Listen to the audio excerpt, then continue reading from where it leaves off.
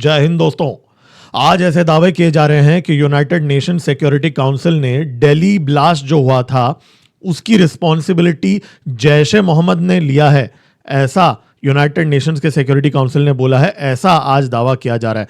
तो भाई यहाँ पे सबसे पहले मैं बोलना चाहता हूँ कि ये गलत है, ये मिस इन्फॉर्मेशन है जो इस समय सोशल मीडिया में ही नहीं बल्कि मेन स्ट्रीम मीडिया के अंदर भी फैलाया जा रहा है। आपके सामने वो डॉक्यूमेंट है जो उन्होंने पब्लिश किया है। यहाँ पे बहुत ही साफ साफ लिखा हुआ है कि यहाँ पे ये देखिए 95 नंबर वाला पैराग्राफ, वन मेंबर स्टेट, अगर अंग्रेजी में मैं एक्चुअल पढ़ के बता रहा हूँ आपको, one member state noted that Jaish e Mohammed had claimed responsibility for a series of attacks. Okay, it was also reported to be linked to an attack on the Red Fort in the Delhi on 9 September that killed 15 people। तो यहाँ पे दो अलग अलग lines है, पहला line अलग है, दूसरा लाइन अलग है। पहले लाइन में लिखा है कि जैश ए मोहम्मद ने बहुत सारे जो अटैक्स हो रहे थे भारत के अंदर उसकी रिस्पॉन्सिबिलिटी ली है। ओके, फिर दूसरे लाइन अलग से फुल स्टॉप के बाद में अलग से लाइन लिखा है इट वॉज ऑल्सो रिपोर्टेड, इसकी भी रिपोर्टिंग हुई है कि उनकी लिंक जो है वो रेड फोर्ट जो ब्लास्ट जो दिल्ली में हुई उससे भी है। तो यहां पे कहीं पे भी इंग्लिश में अगर किसी को भी थोड़ी भी अगर यहां पे हम पढ़ सकते हैं, अंग्रेजी जितना समझेगा, कि नहीं बोला है कि जैश ए मोहम्मद ने रिस्पॉन्सिबिलिटी लिया है। तो सबसे पहले ये फेक न्यूज को हमें समझना पड़ेगा, पहली बात। दूसरी बात, हमारी गवर्नमेंट ने दिल्ली ब्लास्ट का जब दिल्ली ब्लास्ट हुआ था उसके बाद में, इनफैक्ट दिल्ली ब्लास्ट ही नहीं, in fact even Jammu and Kashmir में ब्लास्ट भी तो हुआ था ना पुलिस स्टेशन के अंदर, उसमें भी तो जाने गई थी। तो ये घटनाओं के बाद में कहीं ना कहीं सरकार ने इसको बैक सीट पे डाल दिया, इसमें कोई दो राहें नहीं है। और इस चैनल में मैं हमेशा से ही कवर करते रहा हूं दिल्ली ब्लास्ट के केस को, पुराने सब्सक्राइबर्स को पता है।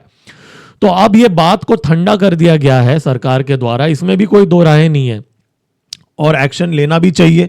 लेकिन ये जो खबर फैलाया जा रहा है कि जैश ए मोहम्मद ने अकाउंटेबिलिटी लिया है, ये गलत है। और मैं काफी सरप्राइज्ड हूं कि बहुत रेप्यूटेड जर्नलिस्ट ने भी इसको दावा किया है कि भाई ऐसा है। और एमईए ने भी इसका रिस्पॉन्ड किया आज प्रेस कॉन्फ्रेंस के अंदर, जब उनको पूछा गया था उन्होंने बोला कि भाई हमने वो रिपोर्ट देखा है और हमने इनपुट्स लिया है। लेकिन मैं वापस सरप्राइज्ड हूं, हमारे देश के जाने माने जर्नलिस्ट क्यों ऐसा दावा कर रहे हैं कि जैश ए मोहम्मद ने अपना रिस्पॉन्सिबिलिटी ले लिया इस अटैक का। रिस्पॉन्सिबिलिटी लेना अलग बात है। अब प्रश्न ये उठता है कि इतना तो पता है ना कि जैश ए मोहम्मद ने ही उस ऑब्वियसली हैंडलर जैश ए मोहम्मद के ही थे। ये बात तो हमें उस टाइम पे ही पता था जब ब्लास्ट हुआ था कि जैश ए मोहम्मद का ही तो टेररिस्ट का पोस्टर देख के पूरा इन्वेस्टिगेशन स्टार्ट हुआ ना। तो ये तो हमें तो पहले से ही पता था। इसके लिए यूनाइटेड नेशंस की सिक्योरिटी काउंसिल की रिपोर्ट तो सिर्फ वैलिडेट करती है कि ये सच है। और इतना ही नहीं, ये रिपोर्ट के अंदर ये भी लिखा है कि जैश ए मोहम्मद का जमात उल मुमीनत नाम का वुमेन्स विंग भी उसने फॉर्म किया है जो डायरेक्टली टेरर अटैक्स भारत के अंदर कराने के लिए यहाँ पे प्लान कर रहा है। तो क्या अभी यहाँ पे प्रश्न उठता है कि क्या हम बैठ के देखने वाले हैं कि कब वो हमारे ऊपर हमला करेंगे या पहले ही हम उनके ऊपर अटैक करेंगे? क्योंकि भैया आज भारत में एक ऐसे आदमी ने आज इसके बारे में एक टॉपिक उठाया है जो आप सोच भी नहीं सकते। ऑपोजिशन के एमपी ओवैसी ने आज बोला कि भाई ऑपरेशन इंसाफ को लॉन्च करना चाहिए, हाफिज सईद और मसूद अजहर और जो लखवी जो है उनको भारत लेके आना चाहिए। जी हाँ, जो काम भारत के बाकी के जो लीडर ऑफ ऑपोजिशन को करना चाहिए वो अब ओवैसी बोल रहे हैं। देखिए, इनका बात तो मानना पड़ेगा, पॉइंट तो सही उठाया है कि भाई ऑब्वियस सी बात है इन लोगों को सजा अभी तक मिली नहीं है।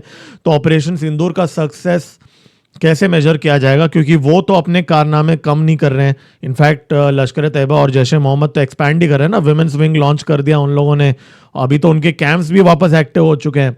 तो उस एंगल से देखा जाए तो जब तक इनके लीडर्स को एलिमिनेट नहीं किया जाता तब तक कोई मेजर सेटबैक उनको आने नहीं वाला। बाकी जो प्यादे हैं, प्यादे तो बहुत मिलेंगे यार उनको। हालांकि एक बात मैं बोलना चाहता हूं, आजकल उनको रिक्रूटमेंट करने में काफ़ी मुश्किलें पैदा हो रही है हाफिज सईद और मसूद अजहर को, क्योंकि ऑपरेशन सिंदूर के बाद में कहीं ना कहीं जो टेरर रिक्रूट्स हैं उनके अंदर एक डर बैठ गया है। तो वो बात तो है, लेकिन सजा थोड़ी मिली है उनको। तो डेफिनेटली यहाँ पे सरकार को एक्शन लेना चाहिए, बदला लेना चाहिए दिल्ली ब्लास्ट का, इसमें कोई दो राहें नहीं है। लेकिन ये फेक न्यूज है जो फैलाया जा रहा है कि जैश ए मोहम्मद ने रिस्पॉन्सिबिलिटी ली है। दोस्तों मिलते हैं अगले वीडियो में। मेरा नाम है गिरीश और आप देख रहे हैं जियोपॉलिटिक्स। जय हिंद, भारत माता की जय।